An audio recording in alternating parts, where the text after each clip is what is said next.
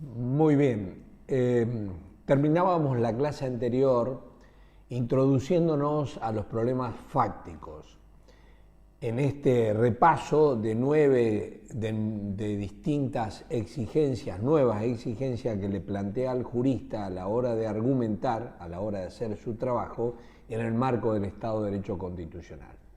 Vimos los problemas regulatorios, básicamente los problemas vinculados a los principios jurídicos.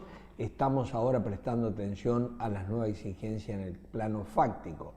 Y decíamos que en el marco del Estado de Derecho Legal la visión que tenemos de los casos es básicamente que se tratan de casos fáciles, es decir, instancias individuales de casos genéricos previstos en las normas.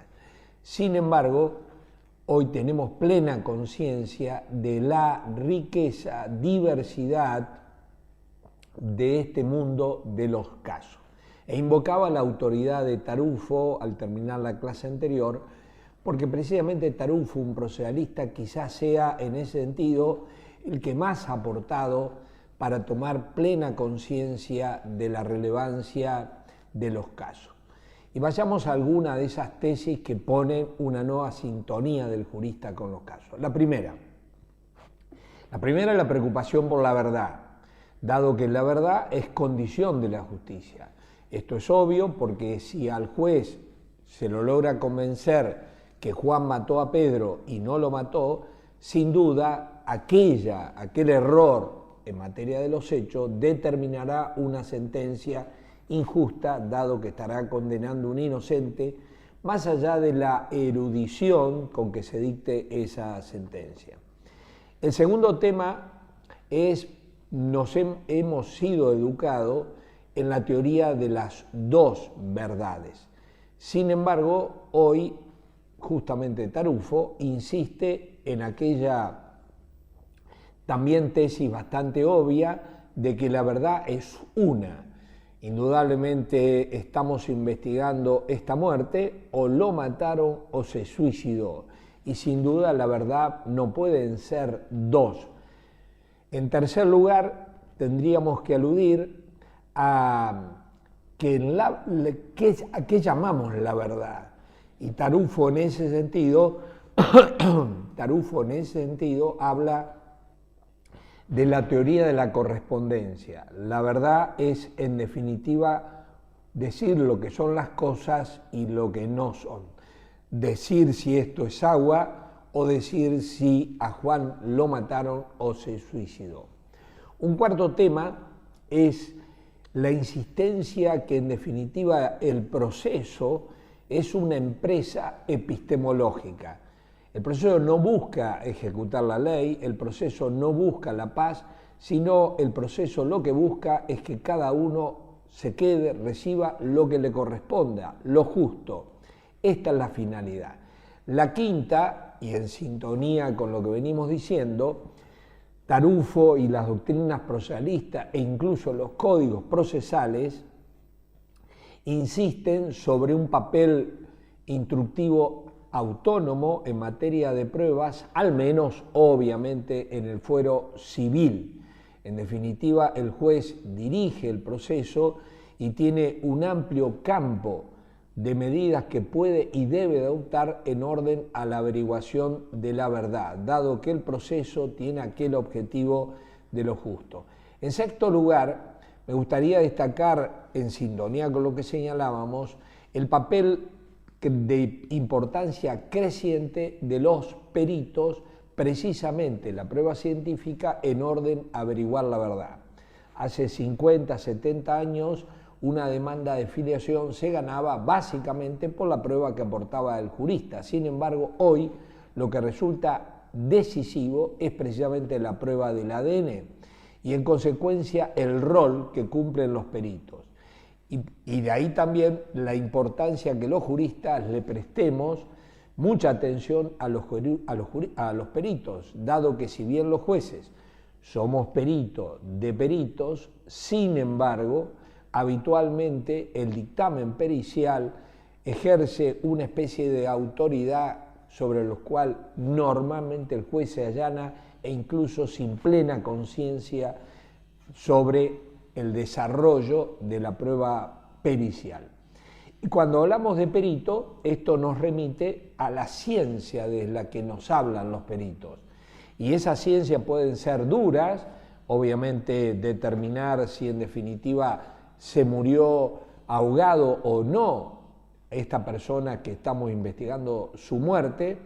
También hay peritos que nos hablan no desde las ciencias duras, sino de ciencias blandas, como la psicología. También alude Tarufo a la pseudociencia, entre los que menciona la grafología, y finalmente también alude a las ciencias basura, así la llama, entre las que se puede incluir la astrología, la invocación a cosas que exceden, en definitiva, a la razón. Justamente este tema, en definitiva, de la verdad y el papel activo que tiene que asumir el juez en orden a conseguir la verdad, dado que ella es condición de la justicia, pone una perspectiva diferente. Me queda absolutamente claro que estamos aludiendo en particular al mundo del proceso civil, dado que el proceso penal, al menos en nuestra cultura, está regida por una pauta que genéricamente podríamos llamar un contradictorio estricto, donde el juez propiamente no trata de conseguir las evidencias. De todas maneras, como lo subraya Tarufo, esta o algunas de estas ideas resultan de manera también proyectable a cualquier proceso que esté preocupado por la justicia, pero insisto, eso no significa una proyección automática al proceso penal que altere el contradictorio. De todas maneras, en el mundo de los casos es importante por este carácter que en definitiva va aportando a la dilucidación de la misma norma. Dice alguna escuela, la escuela hermenéutica alemana, que en definitiva es una norma, es un texto, pero más los casos que van completando a la norma. Pongamos rápidamente un ejemplo. Al día siguiente que se sanciona una ley que regula la caducidad de instancia, que en definitiva se define que si un proceso no recibe actos impulsorios durante un determinado plazo, caducará ese proceso. Al respecto, vemos que al día siguiente que se sancionó esa ley, sabemos muy poco, sobre todo si lo comparamos después de 10 años de vigencia del mismo texto, y lo que ha ocurrido es que hemos ido completando a la norma, al texto de la norma, con esos casos que se han ido decidiendo jurisprudencialmente, que en definitiva, en el caso que estamos poniendo, van definiendo a qué actos le vamos a reconocer carácter impulsorio y a qué actos no le vamos a reconocer carácter impulsorio. Cerrando este tema de los hechos, el jurista tiene que estar comprometido con la justicia, pero si lo está, antes tiene que estar comprometido por reconocer precisamente cómo ocurrieron los hechos, la verdad de los hechos. Eso no excluye que, por supuesto, hay otros valores en el proceso y precisamente son estos otros valores lo que determinan que algunas medidas de prueba que pueden ser muy eficaces para conseguir la verdad, por supuesto, están impedidas de ser dispuestas por el juez. Pongamos un ejemplo burdo. La tortura puede ser un instrumento, pero sin duda hay otros valores que en definitiva desplazan, en ese caso puntual, a la verdad. En síntesis, tenemos, por lo menos de mi parte, hemos subrayado estos dos temas, desafíos nuevos, los principios y en definitiva los casos. Y veremos en la próxima clase cómo impactan estos dos temas sobre el sistema jurídico para concluir en el tema de la validez y la justificación de la decisión argumentativa. Muchas gracias. Viendo los principios y los casos, entre otros efectos, esto va a impactar en el sistema jurídico. ¿En cuál sistema jurídico? En el sistema jurídico que podríamos adjetivar como fuerte.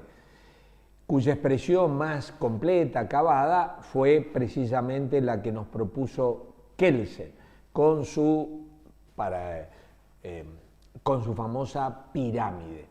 En definitiva, tanto los principios como los casos impactan en la pirámide. Vayamos primero a los principios. Era claro que este impacto se produciría a punto que Kelsen rechaza la posibilidad de reconocer principios, derechos humanos incluso, dentro de la pirámide. ¿Por qué? Porque si la teoría pura se había propuesto justamente retirar del derecho el contenido moral, la incorporación de los principios hubiese supuesto entrar en contradicción con esa tesis, dado que los principios, recordemos una vez más a Alexis, son contenido moral y forma jurídica. Pero además, los principios terminan impactando en las otras características del sistema jurídico fuerte. Pero también impactan los casos, porque en definitiva, la pirámide funciona muy bien en la medida que aparezcan casos subsumibles en las normas que ya están contempladas en la pirámide. En definitiva, tanto el mundo de los principios y también el mundo de los casos termina afectando aquella imagen de la pirámide en donde estaban todas las normas y en definitiva cada una con su específica jerarquía, en coherencia, donde estaban todas las respuestas. El sistema era efectivamente completo e incluso con coherencia, dado que el jurista podía observar esa belleza de la pirámide, donde obviamente estaban todas las respuestas jurídicas. Insistiremos, nos introduciremos en la clase próxima precisamente a analizar un poco más la crisis del sistema jurídico fuerte. Muchas gracias.